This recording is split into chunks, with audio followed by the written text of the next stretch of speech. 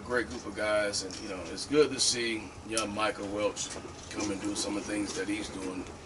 He started off slow because he was trying to get acclimated to college football as far as information, just the overload that was put on him, but now he's starting to build confidence and making plays. He's the guy that we thought he could be as far as downhill, aggressively seeking the end zone, but he's doing a good job as far as learning the offense. So Micah's doing a great job. Dylan, he has a different approach to this year. You can tell he's more focused. He knows what his role's going to detail, and we're going to lean on him heavy to be very explosive. And I think he's doing a good job as far as being a student of the game. Dylan's very talented, but he came in this year with the mindset of really understanding his assignments and what he needed to get done. What were those conversations like with Dylan over the offseason as you guys are just talking about him as going to his sophomore year, just asking more out of him and looking for him to be more than kind of be an every down back for you guys? Well, some of those things we talked about, didn't want to come back with a sophomore jinx. He had a decent year. I think we could have got more out of him. I think he was prepared for it. So we got to do better as coaches to put him in a better position to have success. But he had a great off season. I think he took it upon himself to gain more weight. He's bigger than he was last year. He's stronger than he was last year. He's already naturally strong. He was participating in track. So he did all the necessary things to better himself, with Coach Prime in his ear as far as running track, eating correctly, but then just coming back with a mature mindset as far as being a better overall football player. But, with Pat Shurmur, that offensive coordinator, I think we have a better plan for him as far as a different scheme, making sure that he's in when we need him in to get certain things done. What has the conversation been like with Coach Shurmur about the usage of the running backs that you guys plan to have this season as compared to last season? It's been good conversations. I think it'll be better than last year. I think last year was dictated based on the tempo of the offense and what the defense was presenting to us. And I think the O-line was decent last year. It wasn't where we needed to be. So when you invest into it, when you bring Pat Shurmur as the OC, when you bring in Coach Phil as O-line coach, and then you bring in a whole new O-line that we feel has a different mindset, then you're investing into the run. So we got to do our job and make sure we're ready for when the run is called.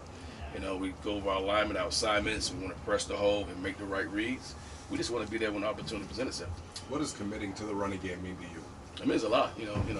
Not just for me, just for the team. If we're able to run the football, that means the box, get a little heavier, and that means we have one safety, so the passing game is where it needs to be, so we can improve on the passing game, and it clears things up for Shador. To stop the run, now you got to put more bodies in the box to stop the run. And then to stop the pass, now you got to have a two-safety shell to stop the pass. So we want to make sure that we dictate to the offense what we want to bring that week. If it's a run game that's going to work, we'll dial it up. If the passing game is there, but we know when you're able to run the football, when you're home or away, you have a pretty good chance to win games. How many carries does it take to get in a rhythm as a running back? It varies. We don't want a back to have 25, 30 carries. Those days are over. We want to make sure we keep them fresh. So if they get 15, 20 reps max, and then that next guy come in at 10 to 12 reps, that's where we want to be as far as that balance to make sure we don't overload one back.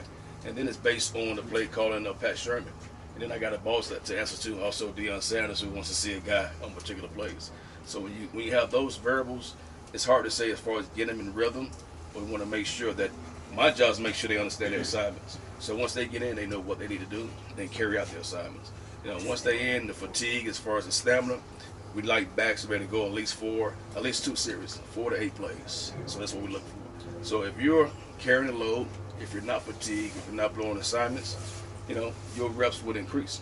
But if you're a guy that's blowing assignments and can't physically get it done, then we'll bring the next guy in. So it varies. It depends on that particular guy. What about the RPO in the scheme? You just talked about the tempo you guys tried to play at last year. Did that factor into some of the struggles you had in the running game? Because a lot of decisions made by the quarterback and based on what the defender do. If he feel like the defender can make a tackle within 4 yards, then he'll pull it and he'll keep it, he'll throw it or he'll run it. So it's based on decisions. I don't think we had a whole lot of true runs. We just say, okay, we're going to run the ball in a particular situation. This year it's different. We're going to dial it up. We believe in up front. If the third is short situation, we have a situation where we're actually going to run the ball and not have too many RPOs. What are some of the things that you're drilling your group on that maybe you guys were lacking last year that'll help them be a little bit more productive? We just stick with the basics, the fundamentals, all the essentials, just footwork, We want to believe in what we believe in, train our eyes, have good eyes, see a little to see a lot. Alignment, assignment, and execution. We want to stick with that. And then these guys are natural football players. They can play the game. We can control all the decision-making skills, all the things that come in between the plays as far as not the mental errors when the play is called, we'll be fine. So we talk about those things all the time.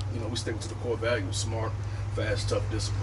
And then we just build off that as far as the footwork, being in a position where there's adversity and being able to get out of that position or that bad adversity with your feet and making good plays. Always, always downhill.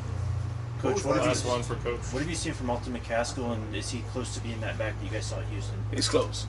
He from last year, he's very close. I think he did a good job as far as doing all the necessary things, as far as being able to decelerate and then accelerate. That's where he kind of had the issues, as far as trusting it, going from point A to point B. And we want to make sure we get him to the point where he gets downhill, and I think he's working on that. He's very smart. He's very eager. His speed has increased. His strength has increased. But I think he'll be ready for game one. And once we go through off season, once we go through camp, we're going to get him to where he needs to be to make sure that he's able to do all the necessary things. Coach, Thanks, Coach. Thank you.